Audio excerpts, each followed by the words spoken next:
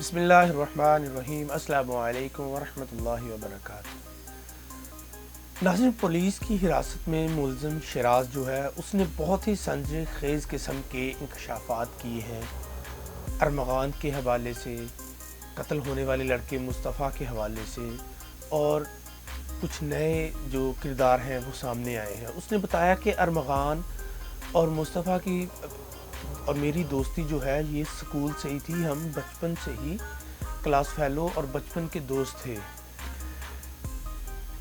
फिर हमारा दरमियान में राब्ता टूट गया। मेरी जो है कोई 1.5 साल पहले अरमगान से दोबारा मुलाकात हुई। वो मेरे घर आया, उसके पास नई गाड़ियाँ थी कई किस्म की और वो बहुत ज़्यादा मालदार नज़र आ रहा था।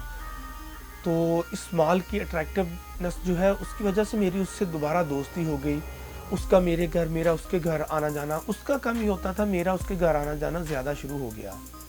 उसके पास एक बड़ा बंगला था जो मैं नहीं जानता उसकी मलकियत था या किराए पर था, लेकिन वो अकेला रहता था। वहाँ पर उसने एक कॉल सेंटर बनाया हुआ था। उस कॉल सेंटर के अंदर तकरीबन कोई 35 के करीब मुलाजिम उसके पास काम करते थे।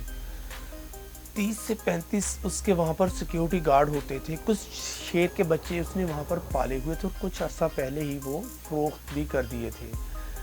दरख्शां के अंदर 20 मुकदमात थे उस पर, कोई फायरिंग का, कोई लड़की का, कोई किसी चीज़ का, कोई लड़ाई का। उसके ऊपर एक कस्टम केस भी था जिस सिलसिले में वो जेल भी जा चुका है। उसे लड़कियों का बहुत ज़्यादा शौक़ था, लड़कियों के साथ उसका काफ़ी ज़्यादा मिलना जुलना होता था। असलहे का उसे बहुत ज़्यादा शौक़ था। 20 किस्म की राइफ़लें उसके पास मौजूद रहती थी और एमुनिशन की बड़ी मिकदार उसके पास मौजूद होती थी। पिस्तौल 3 से 4 हर वक्त उसके पास होते थे। आए रोज़ उसकी किसी के साथ लड़ाई, किसी के साथ पंगा, कोई दंगा फसाद रहता था। शिराज ने बताया कि मेरा रियल एस्टेट का बिज़नेस ख़त्म हो चुका था, तो बहुत मरतबा उसने मुझे माली इमदाद भी की। जब भी मैं उससे पैसे मांगता वो मुझे दे देता। वो वीड का नशा कर रहा था और 1.5 साल से मैं भी नशा कर रहा हूँ वीड का। उसके वालिद ने भी सरेआम मीडिया में बताया कि मेरा बेटा नशा करता है, उसे नशा ना पहुँचा तो वो मर जाएगा। उसने बताया कि मुस्तफ़ा आमर भी हमारा दोनों का दोस्त था। अरमगान के पास जो है वो न्यू ईयर की नाइट जो है उसने वो मनाई थी। तकरीबन 12 बजे से लेकर 3 बजे तक ये सिलसिला जारी रहा। 5 फरवरी को रात तकरीबन 10 बजे के करीब उसका मुझे फ़ोन आया कि फ़ौरन घर आओ। मैं फ़ौरन उसके घर पहुंचा। 2 बजे के करीब मैं उसके घर पहुंच पाया तो वहाँ पर एक लड़की थी, उसके पाँव से खून रिस रहा था। लड़की का नाम शिराज ने नहीं बताया। उसने कहा कि उसके पाँव से खून भी अरमगान की मारपीट की वजह से निकल रहा था।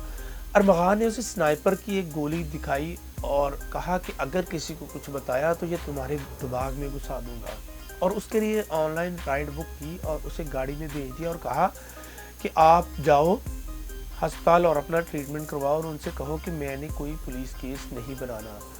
14 फरवरी को शिराज को कुरंगी रोड से गिरफ़्तार किया गया और उसने कहा कि मैं पहले कभी भी गिरफ़्तार नहीं हुआ, मैं फ़र्स्ट टाइम ही गिरफ़्तार हुआ हूँ, मेरा पुलिस केस पहले कभी भी नहीं बना। शिराज को सिंध हाई कोर्ट में पेश किया गया तो वहाँ पर जो उसका रिमांड है उस सिलसिले में बातचीत हुई। पुलिस ने 30 दिन का रिमांड मांगा जबकि 4 दिन का दिया गया और कहा गया कि इसे ATC 2 में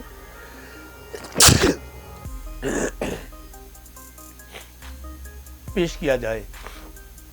मेडिकल जो है उसका वो जज साहब ने मांगा कि मुझे इसका मेडिकल भी दिया जाए। जब उसे अदालत से बख्तबंद गाड़ी तक ले जाया जाता था तो सहाफ़ियों ने मुख्तलिफ़ किस्म के सवालात किए, जिनमें से उसने कहा कि मैं शिराज को नहीं जानता, सिक्योरिटी क्यों रखी, पुलिस पर फायरिंग क्यों की। इसका जवाब उन्होंने दिया कि मुझे पुलिस से चोरों की तरह मेरे घर में घुसी थी, मैंने अपनी हिफाजत के लिए किया। गैर लाइसेंसी असलहे की बात पर वो लाजवाब रहे और इस सारे मुकदमे के पीछे आखिर कौन है, उनका कहना था मुझे कोई फंसा रहा है। इसके सवाल पर कि सहाफ़ियों ने पूछा कि कौन है तो उस पर भी वो लाजवाब रहा।